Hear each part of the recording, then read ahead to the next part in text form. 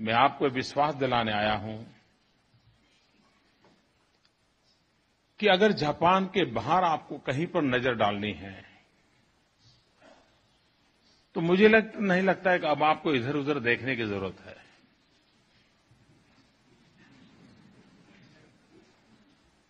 अब एक ऐसी जगह है जो आपकी चिर परिचित है, सांस्कृतिक रूप से तो चिर परिचित है, लेकिन आप अपने आप को के विस्तार के लिए, अपने आप के ग्रो के लिए, आप जिस जगह की तलाश में हैं, मैं आपको विश्वास दिलाता हूं, मैं आपको निमंत्रण देता हूं, शायद भारत से बढ़कर के आपके अनुकूल और कोई जगह नहीं है। ये मैं विश्वास दिलाने आया हूं। मुझे अभी सरकार में सिर्फ 100 दिन हुए हैं। एक्सेलेंसी मोदी जी के साथ भी संबंध बहुत पुराना है और प्रधानमंत्री आबे जी के साथ भी बहुत पुराना संबंध है। और पिछले 3 दिनों में मैंने देखा है कि जापान का भारत के साथ जुड़ करके अनेक क्षेत्रों में आगे बढ़ने के लिए बहुत सारी संभावनाएं, उसमें हमारा विश्वास पक्का हो गया है। कल का हमारा जॉइंट स्टेटमेंट आपने देखा है। मैं समझता हूं किसी भी जापान के उद्योगकार के लिए भारत में आकर के कार्य प्रारंभ करना, इससे बड़ा स्ट्रांग कोई मैसेज नहीं हो सकता है। मेरी सरकार बनने के बाद मैंने एक विजन के रूप में लोगों के सामने रखा है, मेक इन इंडिया। मैं छोटा था तो कोई कहता था मेड इन जापान, तो हम लोगों का मन करता था यार कुछ देखने की जरूरत नहीं, किस शहर में बना, किस कंपनी ने बनाया, ले लो। ये प्रतिष्ठा थी। हम मेक इन इंडिया कह रहे हैं, इसका मतलब ये है कि हम एक ऐसा एनवायरनमेंट आपको देना चाहते हैं कि आपकी जो वैश्विक मांग है आपके प्रोडक्ट की, उस वैश्विक मांग को अगर पूरा करना है तो आज जापान जो कि हाई कॉस्ट मैन्युफैक्चरिंग की ओर चल पड़ा है, आपकी पूरी इकोनॉमी हाई कॉस्ट एंड वाली बनती जा रही है और इसलिए आपके लिए बहुत अनिवार्य है कि लो कॉस्ट मैन्युफैक्चरिंग की संभावनाएं हो, ईज ऑफ बिजनेस का वातावरण हो, skill quality man power available हो। तो मैं विश्वास से कहता हूं, जो 10 साल में मिरेकल आप जापान में रह करके आपकी कंपनी का करते हैं, आप वो मिरेकल 2 साल के भीतर भीतर हिंदुस्तान में कर सकते हैं। इतनी संभावनाओं का वो देश है। आप विश्व में अपनी प्रोडक्ट को अगर पहुंचाना चाहते हैं और कॉम्पिटिटिव मार्केट है, अगर विश्व में आप अपनी प्रोडक्ट पहुंचाना चाहते हो तो it's a god gifted location है इंडिया का कि आप वहीं से, और हमारा बहुत ही वाइब्रेंट सी कोस्ट है, वहीं से आप western part of the world, middle east से लेकर के आगे कहीं पर भी जाना है, मैं समझता हूं इससे बढ़कर के कोई सुविधा नहीं होती है। जब सुजुकी मारुति उद्योग के संबंध में मुझे मिलने आते थे तो मैंने उनको एक हिसाब समझाया था।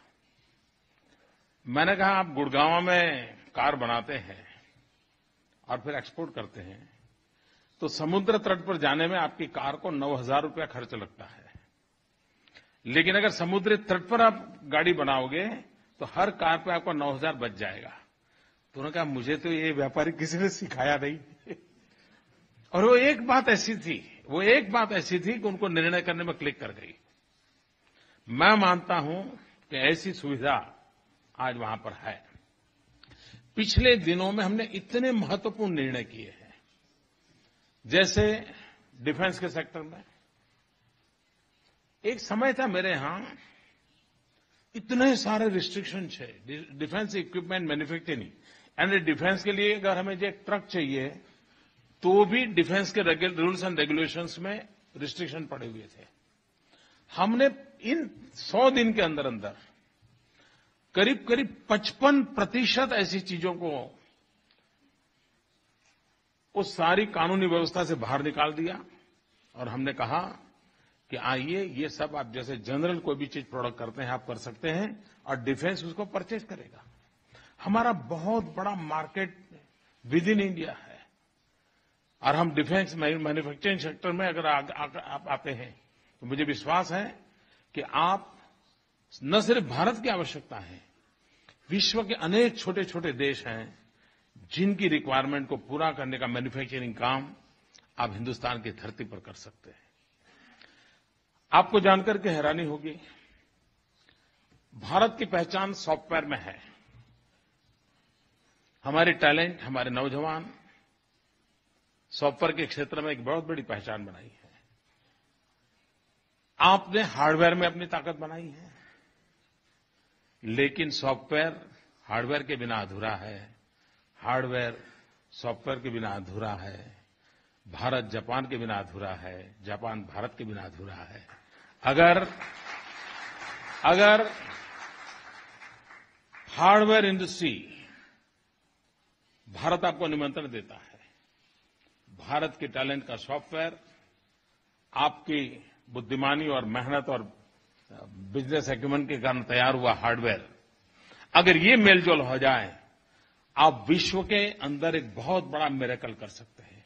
और मैंने देखा है कि स्मॉल स्केल इंडस्ट्रीज का एक बड़ा नेटवर्क ऐसा है कि जो हार्डवेयर के दिशा में और भारत अकेला, आज भारत का अपना इंपोर्ट इतना है, हमारा आज सबसे बड़ा इंपोर्ट पेट्रोलियम और ऑयल सेक्टर का है, लेकिन हमारा एक अनुमान है कि 2020 में हमारा सबसे ज्यादा इंपोर्ट इलेक्ट्रॉनिक गुड्स का होने वाला है।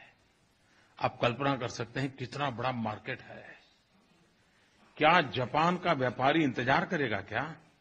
इतना बड़ा मार्केट आपका इंतजार कर रहा है। अगर आपका वहां लो कॉस्ट मैन्युफैक्चरिंग होता है, आपको एफिशिएंट गवर्नेंस की अनुभूति होती है, मुझे विश्वास से कहता हूं कि आपकी यहां स्थिति बदल जाएगी। आमतौर पर भारत की पहचान ये बन जाती है, भाई छोड़ो यार वहां रेड टेप है, पता नहीं सरकारी कारोबार में कब गाड़ी चलेगी। मैं आपको विश्वास दिलाने आया हूं, आज भारत में रेड टेप नहीं, रेड कारपेट है और ये रेड कारपेट आपका इंतजार कर रही है। हमने इतना ईज ऑफ बिजनेस के लिए इतने सारे नए रेगुलेशंस को लिबरल कर दिया है और शायद विश्व में इतनी तेज गति से लिबरलाइज मूड में सारे हमारे पुराने रूल्स एंड रेगुलेशंस में परिवर्तन लाने का किसी एक सरकार ने काम किया हो तो आज हिंदुस्तान की सरकार है। और आखिरकार व्यापारी को, उद्योगकार को, इन्वेस्टर को एक सिक्योरिटी चाहिए, उसको एक प्रॉपर ग्रो करने के लिए एनवायरनमेंट चाहिए। आज भारत किसी को भी आकर के ग्रो करने के लिए प्रॉपर एनवायरनमेंट के लिए बहुत तेज गति से आगे चल रहा है। जहां तक इंफ्रास्ट्रक्चर का सवाल है, अब कभी जो भी आज भारत में हमारे साथ काम करते हैं और जिन्होंने गुजरात में मेरे साथ काम किया है, यहाँ कई उद्योगकार हैं जो उन्होंने मेरे साथ काम किया है, जिस गति से हम इंफ्रास्ट्रक्चर को प्रोवाइड करने के लिए व्यवस्थाएं करते हैं, जिस गति से हम निर्णय करते हैं, मैं नहीं मानता हूं कि आज किसी भी उद्योगकार को उसके लिए कोई कठिनाई हो सकती है। आप कल्पना कर सकते हैं, हिंदुस्तान के आज 50 से अधिक छोटे शहर ऐसे हैं कि जो मेट्रो रेल के लिए कतार में खड़े हैं। 50 शहरों में मेट्रो ट्रेन लगना यानी इस फील्ड में काम करने वाले लोगों के लिए किसी एक देश में इतना बड़ा बिजनेस कभी सोचा है आपने? इतना बड़ा बिजनेस अवेलेबल है, आप कितना सारा काम वहां पर कर सकते हैं। कोई ऐसा क्षेत्र नहीं है,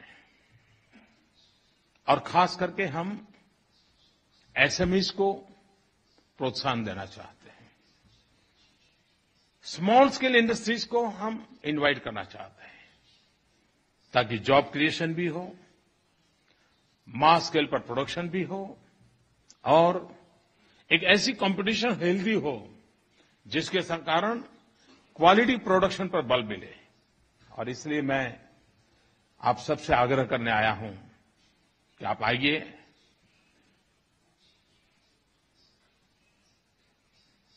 और कल भी मैंने एक जगह पे कहा था 21वीं सदी एशिया की सदी है। मतलब क्या है? इसका मतलब ये है कि विश्व की आर्थिक गतिविधि का केंद्र ये बनने वाला है। विश्व की आर्थिक गतिविधि का केंद्र बनने वाला है, तो कहां बनेगा? मैं देख रहा हूं आज विश्व के लोगों को 3 बातों के लिए शायद कोई एक जगह पर अपॉर्चुनिटी हो, वैसी विश्व में कोई जगह नहीं है। एक स्थान पर 3 अपॉर्चुनिटी। एक, डेमोक्रेसी। दूसरा, डेमोग्राफी। तीसरा, डिमांड। ये एक ही जगह ऐसी है जहां डेमोक्रेसी है, जहां पर डिमांड है, और जहां पर 65% पॉपुलेशन बिलो 35 एज ग्रुप की है। Demographic division. तीनों जगह बातें एक स्थान पर वैसी विश्व में एक भी जगह नहीं। और democracy safety, security and justice की गारंटी देती है। और आखिरकार बाहर के व्यक्ति को ये चीजें चाहिए जो हम प्रोवाइड करते हैं।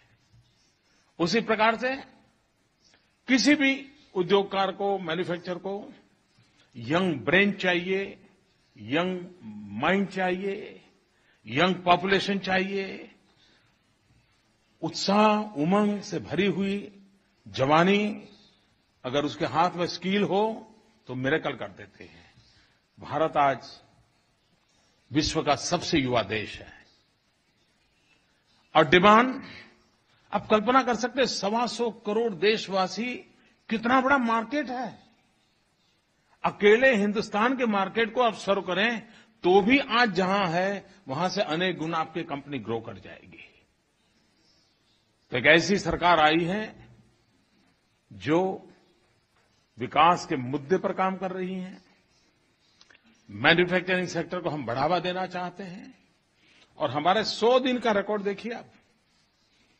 सिर्फ 100 दिन में हमारा जो जीडीपी था वो 4.4, 4.5, 4.6 पर लुढ़क रहा था।